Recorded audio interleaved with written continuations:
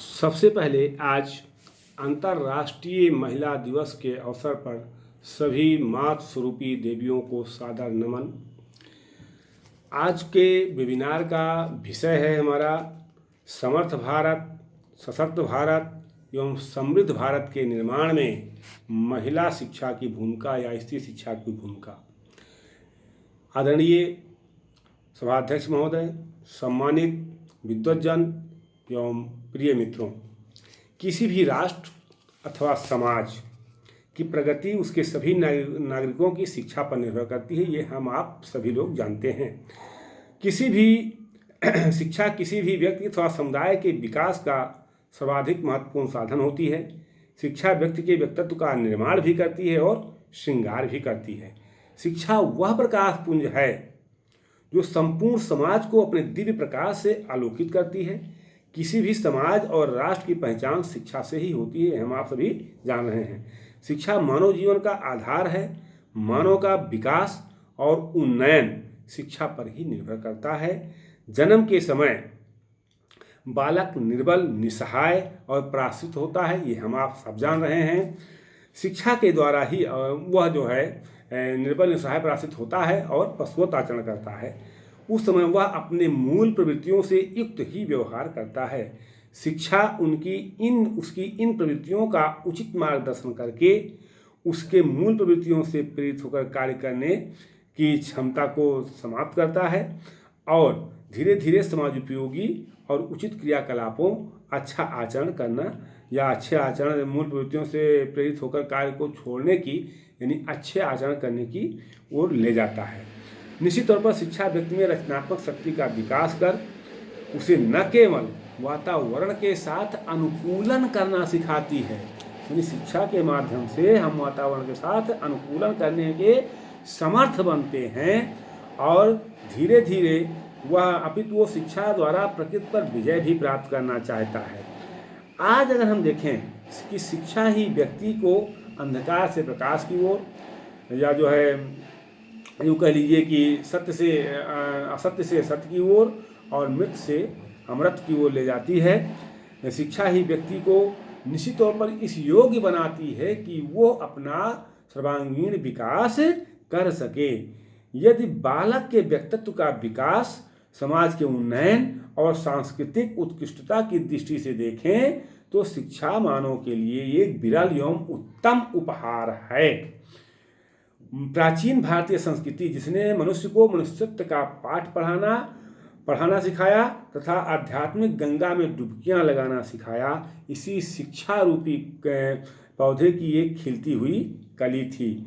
शिक्षा की अनूठी परंपरा ने ही भारतीयों की आत्मा, शरीर, मन तथा मस्तिष्क को शुद्ध कर निर्मल एवं उर्वरा बनाया। उर्वरा माने जो उपयोगी, उपजाऊ हो। प्राचीन भारत में शिक्षा एक प्रकाश का स्रोत हुआ करती थी। वह व्यक्ति के चिंतन, मनन और ज्ञान पर बल देती थी। उसमें धार्मिक निष्ठा का संचार करती थी। उसमें सामाजिक कर्तव्यों को, सामाजिक उत्तरदायित्वों के निर्वहन की क्षमता उत्पन्न करती थी और उस सामाजिक कर्तव्यों के निर्वहन के लिए प्रेरित करती थी, यानी अदम्य प्रेरणा प्रदान कर उसको विशिष्ट चारित्रिक गुणों से युक्त कर महान बनाती थी। शिक्षा के इन्हीं लक्षणों ने भारतीयों को संसार के अन्य निवासियों से विशिष्ट बना दिया और भारत को विश्व गुरु की उपाधि मिली। भारत को विश्व गुरु की उपाधि इसलिए नहीं मिली कि भारत में सबसे पवित्र नदी गंगा बहती है और सबसे ऊंचा पर्वत हिमालय है, बल्कि भारत को विश्व गुरु की उपाधि इसलिए मिली कि भारत में सर्वे भवन्तु सुखिनः, सर्वे सन्तु निरामया की धारणा रही है और वसुधैव कुटुम्बकम की धारणा रही है। और जो विशेष बात ये रही है कि भारत ने सदैव नारी सम्मान किया है, सदैव नारी को सहचरी के रूप में, नारी को मात देवो भव, देवता के रूप में माना जाता रहा है।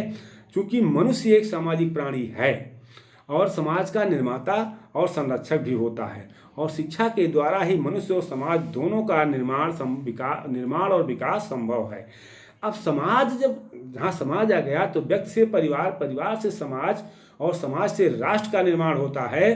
तो मित्रों, समाज रूपी गाड़ी के दो पहिए, स्त्री और पुरुष होते हैं। यदि समाज में प्रत्येक पुरुष की शिक्षा पर बल दिया जा रहा है या प्रत्येक पुरुष की शिक्षा को स्वीकार किया जा रहा है, तो समाज में प्रत्येक स्त्री यानी प्रत्येक महिला की शिक्षा को स्वीकार करना ही होगा।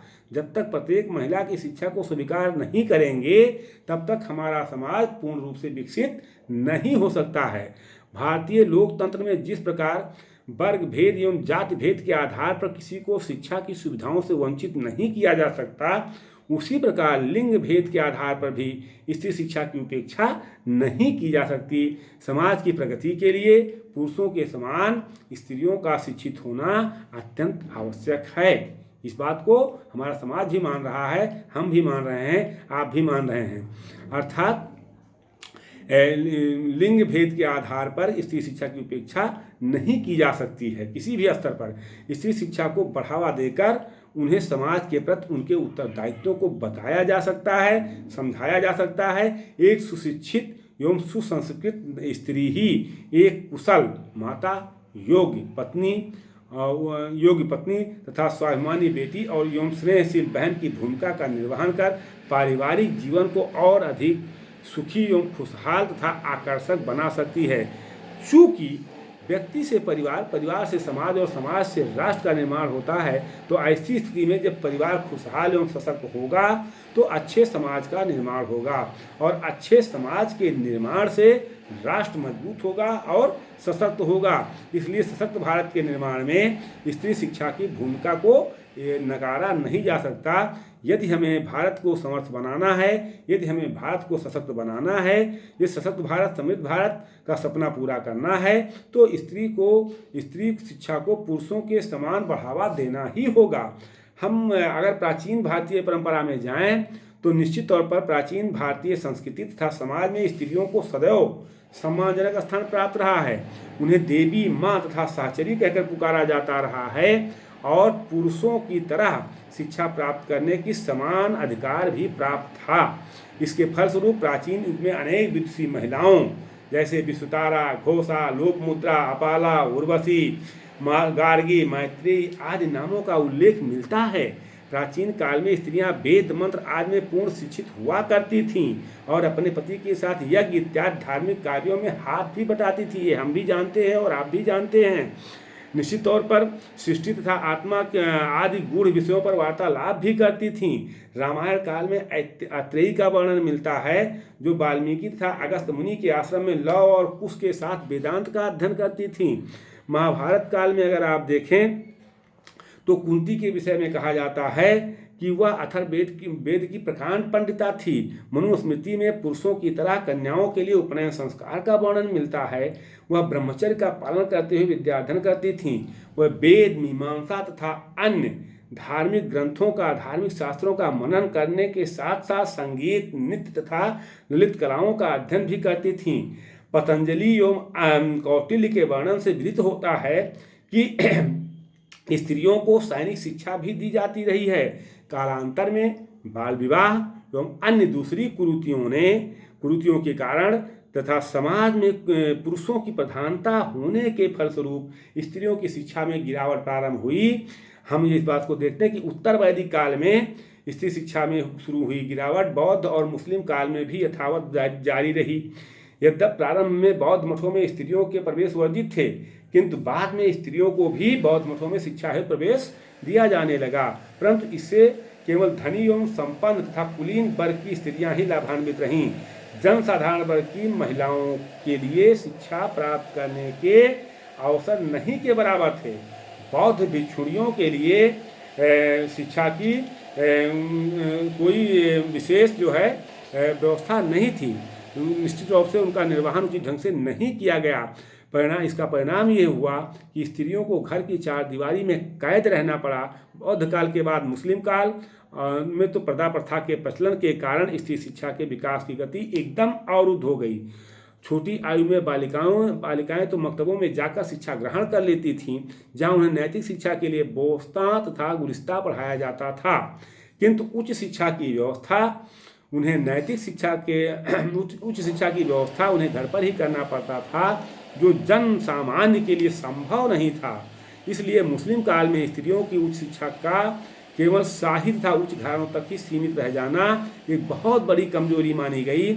इस प्रकार बौद्ध काल की तरह मुस्लिम काल भी नारी शिक्षा की उपेक्षा ही करता रहा। मुस्लिम काल के बाद भारत पर अंग्रेजों का अधिकार हुआ और अंग्रेजी शासन के आरंभिक वर्षों में स्त्री शिक्षा को कोई विशेष प्रगति नहीं हुई तथा नारी शिक्षा लगभग उपेक्षित ही रही। परंतु बाद के वर्षों में स्त्री शिक्षा के लिए प्रयास किए गए। राजा राम मोहन राय और ईश्वरचंद्र विद्यासागर जैसे कुछ भारतीय समाज सुधारकों के द्वारा स्त्री शिक्षा एवं स्वाभिमान तथा बराबर के अधिकार के लिए आवाज उठाया गया और स्त्रियों के शैक्षिक और सामाजिक तथा राजनीतिक चेतना जागृत की गई तथा महिलाओं की शिक्षा को प्रोत्साहित करने के लिए अनेक कन्या विद्यालय स्थापित किए गए, जिससे महिला शिक्षा को प्रोत्साहन मिलना शुरू हुआ और 15 अगस्त 1947 को हमें अंग्रेजों की बेड़ियों से मुक्ति मिली और भारत की शिक्षा व्यवस्था भारतीयों के हाथ में आ गई। स्वतंत्र भारत के पश्चात संविधान में सभी नागरिकों के समान अधिकार प्रदान किए गए। महिलाएं जो सदियों से अन्याय और शोषण झेल रही थीं, उनकी स्थिति में सुधार करने के प्रयास किए गए। पंचवर्षीय योजनाओं में शिक्षा को स्त्रियों की स्थिति सुधारने का एक उपकरण माना गया और निश्चित तौर पर ये उपकरण सत्य भी साबित हुआ, सही भी साबित हुआ। अब अगले वीडियो में हम और इस पर चर्चा करेंगे। अगर आपको वीडियो अच्छा लगा हो तो इसको शेयर कीजिएगा, लाइक कीजिएगा और सब्सक्राइब अवश्य कीजिएगा, क्योंकि समाज को आगे बढ़ाने के लिए स्त्री शिक्षा की अत्यंत आवश्यकता है।